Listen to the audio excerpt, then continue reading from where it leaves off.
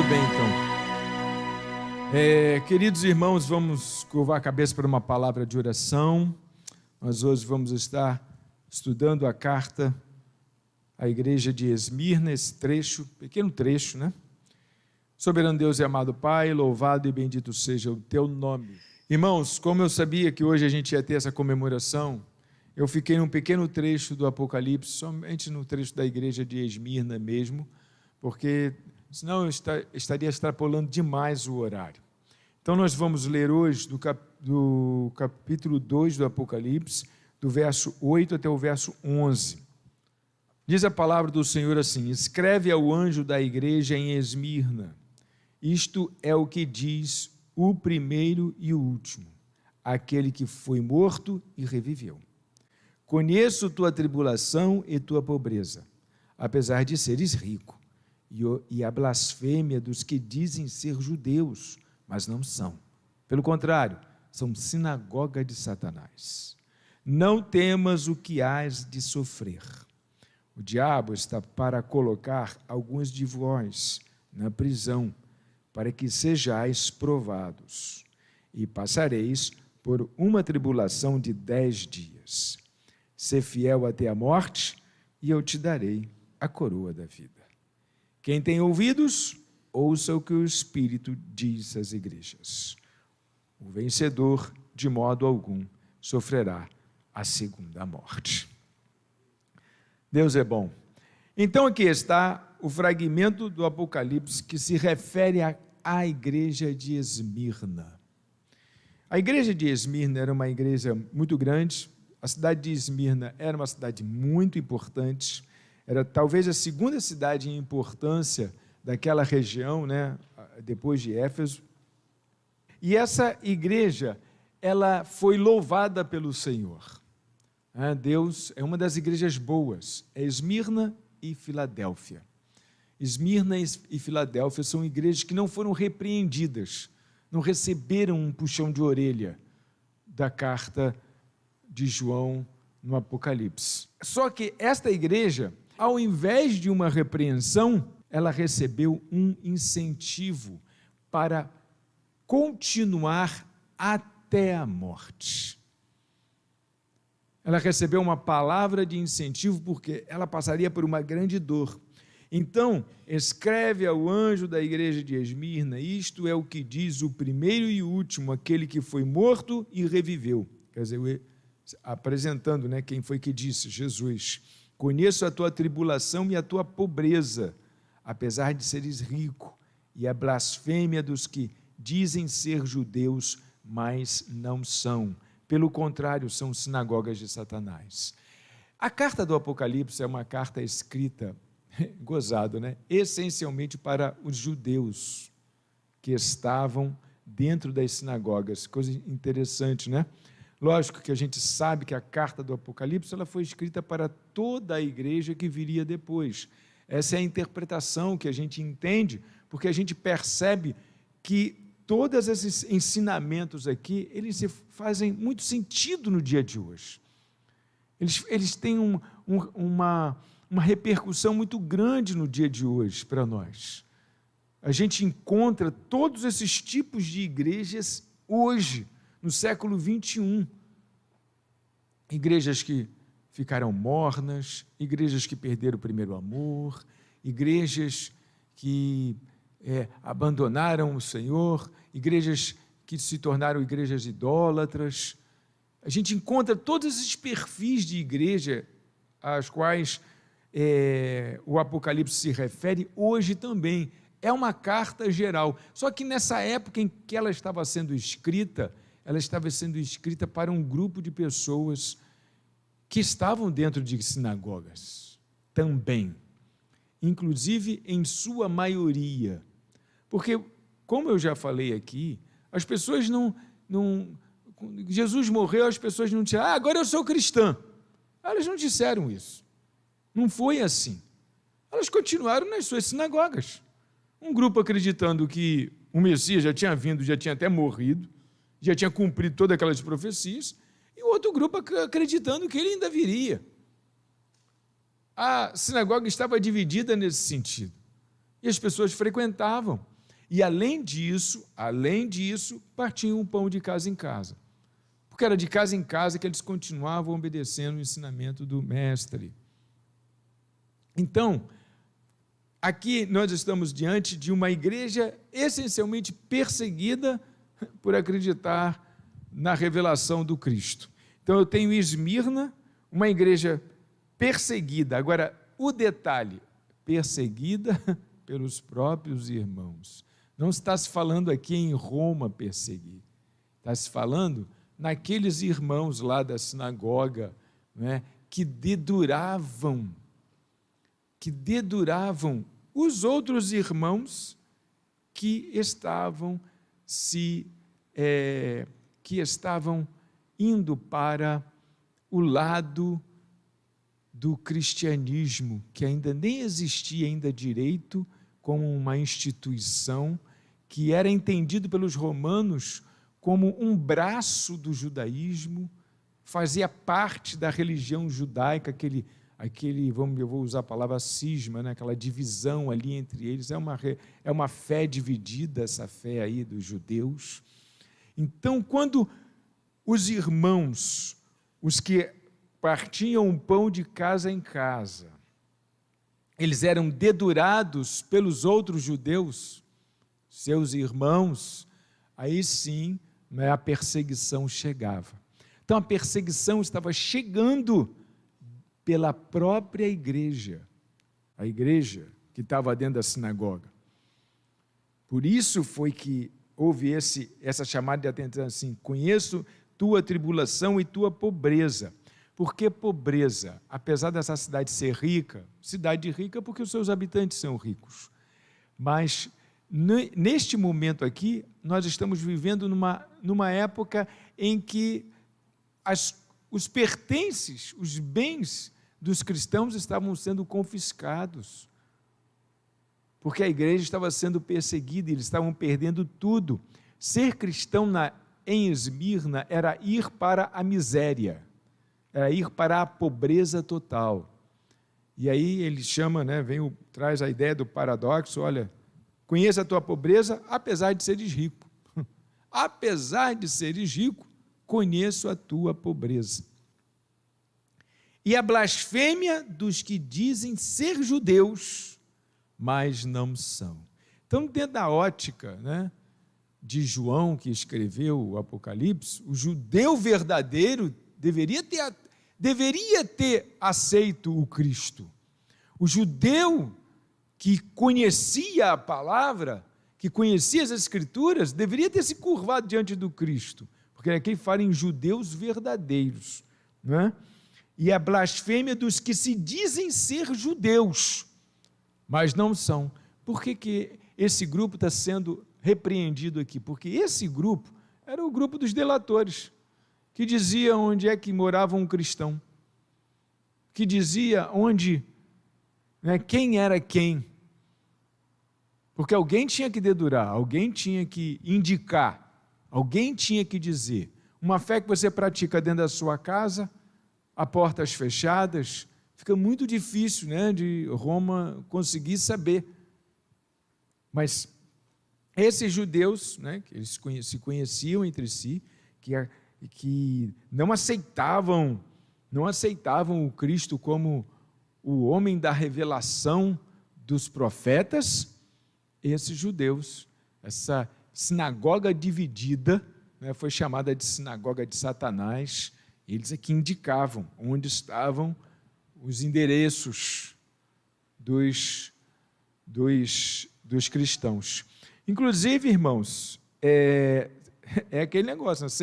Sem uma estrutura, é muito difícil você fazer uma perseguição. Você imagine que, se não fosse a IBM, em 1945, Hitler não teria conseguido matar o número de judeus que ele matou. Ele só conseguiu porque todos estavam catalogados. E a IBM foi a empresa que liderou isso, né, em larga escala. Em larga escala, não, na única escala, porque só foram eles que fizeram isso. Então, eles que forneciam os endereços, dizendo quem era quem, para os nazistas bater na porta e levar aquela pessoa para o campo de concentração, porque todos estavam catalogados. Esse negócio de catalogar, a gente aqui também, tá? Fica tranquilo que está todo mundo catalogado. Facebook já catalogou todo mundo. Tem seu telefone, tem seu e-mail, sabe aonde você mora, tal, aquela coisa toda. Está todo mundo catalogado. Se tiver um negócio parecido com esse, já está todo mundo catalogado. As fotos que você posta, as coisas que você curte, as frases que você gosta, está todo mundo catalogado já. Não fique... Isso, agora tu vê. Nessa época aqui, não estavam catalogados, então eu precisava de que alguém dissesse, não, Ivanil frequenta aquela igreja lá. Ivanil fica dando glória a Deus dentro de casa, olha lá. Não, precisam.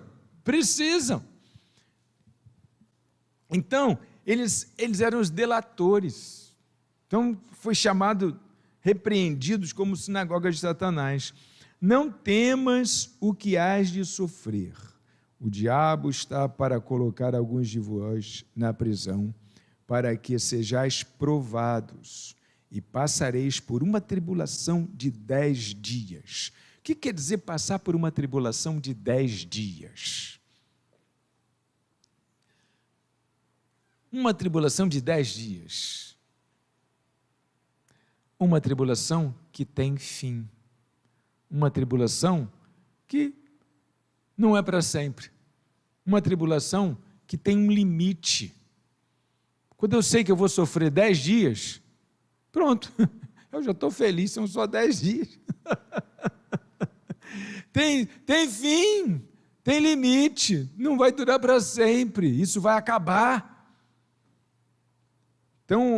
Então João está escrevendo essa igreja, dizendo, olha, não temas o que hás de sofrer, o diabo está para colocar alguns de vós na prisão, para que sejais provados, vocês vão ser provados, e passareis por uma tribulação de 10 dias, tem fim, a tribulação de vocês tem fim, sê fiel até a morte, e eu te darei a coroa da vida.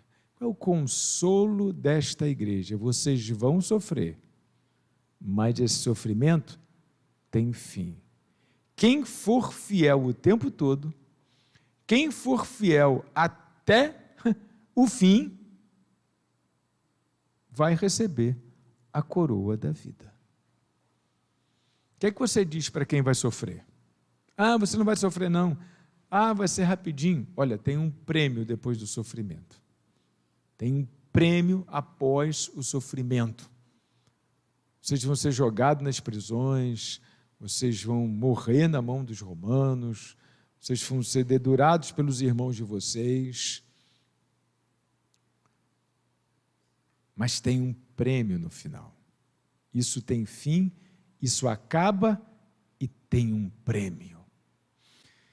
Possivelmente foi Policarpo, o bispo dessa igreja, nesta época de João, que recebeu esta carta. E muito interessante que muitos anos depois de ter lido essa carta, no ano 155 depois de Cristo, Policarpo, ele finalmente foi apanhado pelo governo e Policarpo foi sacrificado, foi queimado em um espetáculo público, no ano 155 da era cristã, o bispo dessa igreja. Só que eu observando, eu consegui um relato desse dia, desse momento, e como é que o mundo muda, né? A moral aqui, ela é tão importante e tão forte, tão verdadeira, que ela era mais importante, a moral era mais importante do que a própria morte. Ela tinha mais valor do que a própria morte, a moral. Porque para Policarpo foi-lhe dado várias oportunidades de negar a Cristo. Várias oportunidades foi dada a Policarpo de negar a Cristo. E o relato foi assim, ó. Ele tinha que dizer, César é Senhor, E ele aí não disse, né? Ele se recusou, e aí ele foi levado ao estádio, porque ele não quis fazer essa afirmação em praça pública, que César era o Senhor. Então, o procônsul de sua época, ele perguntou, ele diz, impropera a Cristo, nega-o e eu o porei em liberdade. Ele não foi jogado direto às feras. Ele teve uma oportunidade lá diante da morte. A isso, então, Policarpo respondeu assim: por 86 anos eu o tenho servido e ele jamais me causou qualquer mal. Como, pois, eu poderia blasfemar contra o meu rei e o meu salvador? Quando o procônsul novamente o pressionou, o velho homem respondeu: visto que em vão instas que jure pela prosperidade de César e ignore não reconhecer quem sou ou o que sou, declaro aqui com ousadia que sou cristão. Pouco tempo depois o procônsul disse: tenho feras selvagens à minha disposição, e eu o lançarei às feras, caso não te arrependas.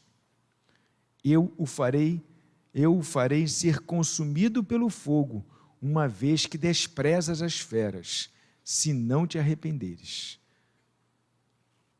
Essas foram as palavras do procônsul. Olha, tu está brincando comigo, né? Tu está brincando. Então eu vou te jogar as feras e ainda vou queimar você.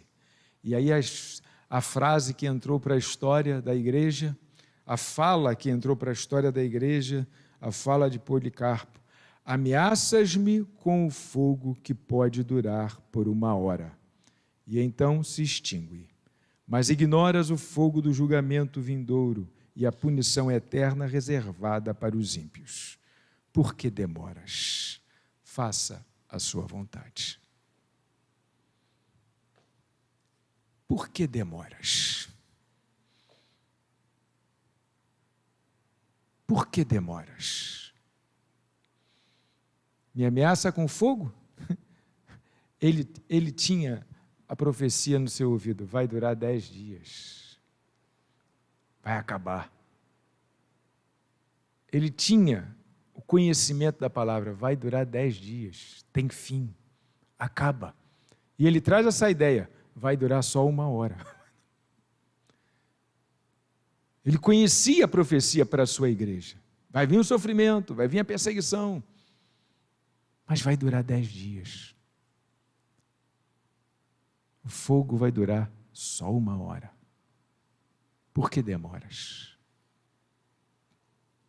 Se a questão era honra, irmãos, então eles queimaram Policarpo, mas não levaram a honra da igreja. Por que demoras? Está esperando o quê? E isso foi uma parte mais impactante que eu achei. E é nesse contexto aqui também, que no verso 11, quem tem ouvidos ouça o que o Espírito diz às igrejas: ao vencedor de modo algum sofrerá a segunda morte. Ou seja, qual era o destino dessa igreja? O destino dessa igreja era morrer por Cristo. A sua fidelidade a levaria a morrer por Cristo. A sua fidelidade a levaria a fazer assim. Mas aquele que vence através de Cristo morre só uma vez. Não morre a segunda vez. Porque lá do outro lado, irmãos, lá do outro lado, tem uma outra morte para se viver. Tem uma outra morte para se passar, aqueles que não se renderam, porque aí vem a morte eterna. Do outro lado nós temos a morte eterna. Do outro lado nós temos a morte que não tem, a morte que consuma toda uma existência. E aqueles que creem em Cristo, o consolo para a igreja de Esmirna é que não passam pela segunda morte. Morre só uma vez. Uma vez. E aí você pode até pensar assim, né? E dizer assim, né? Você tem medo da morte? Se você tem medo da morte, se entrega a Cristo. Porque quem não se entrega a Cristo vai morrer 2 vezes. Vai morrer aqui e vai morrer lá também. Quem se entrega a Cristo morre aqui, porque aqui não tem como continuar, irmãos. Esse corpo é corrupto, é corruptível. Esse corpo é falho. A gente precisa ser nova criatura, viver de... Todos esses conceitos estão na palavra, não está tudo aqui, mas está espalhado na palavra. Então, esse trecho da carta do Apocalipse para a igreja de Esmirna fala a uma igreja fiel, e para aqueles que são fiéis, Deus consola. O consolo é, olha, vai durar 10 dias. Não vai durar a vida inteira. Isso um dia acaba. E aquele que é fiel até o fim, por toda a sua existência, não passa pela segunda morte. Amém, queridos irmãos? Cuide então para que você não venha passar pela segunda morte, porque a morte é eterna.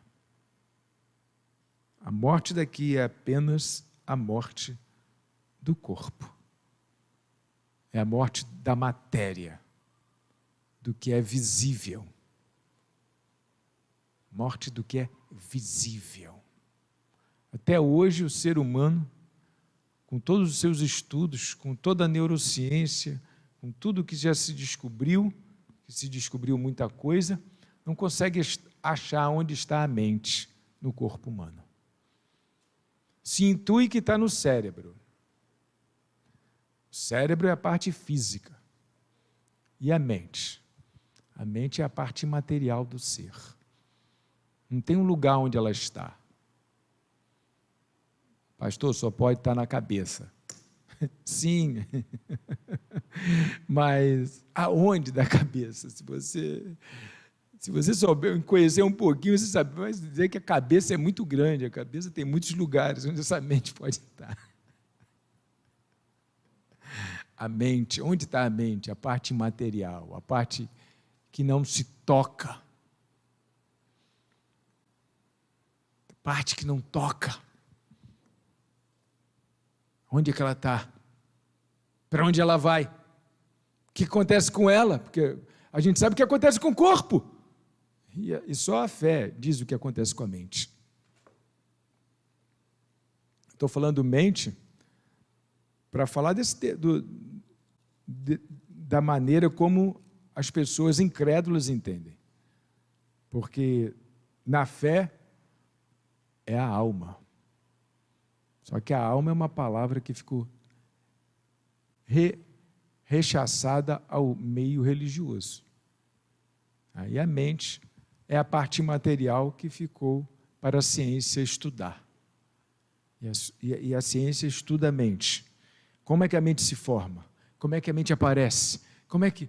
mas tá bom, apareceu, se formou tal, e depois para onde vai? Para onde fica? Porque o corpo volta ao pó. E a mente, o que acontece com a mente? O que acontece com isso que se formou? Você está dormindo, parece que ela deixou de existir. Olha que coisa louca. Depois ela volta. Como se você ligasse e desligasse. Cadê? Para onde vai isso? Onde fica isso? A mente.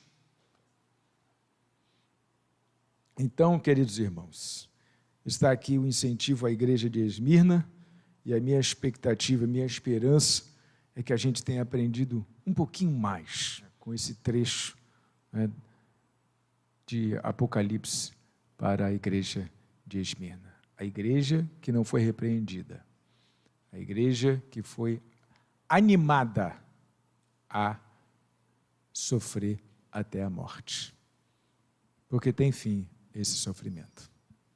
Vamos curvar a cabeça, 10 horas, olha, acabei pontualmente. Deus e Pai amado, soberano Senhor, te louvo, te agradeço, bendigo e exalto o nome do Senhor Jesus.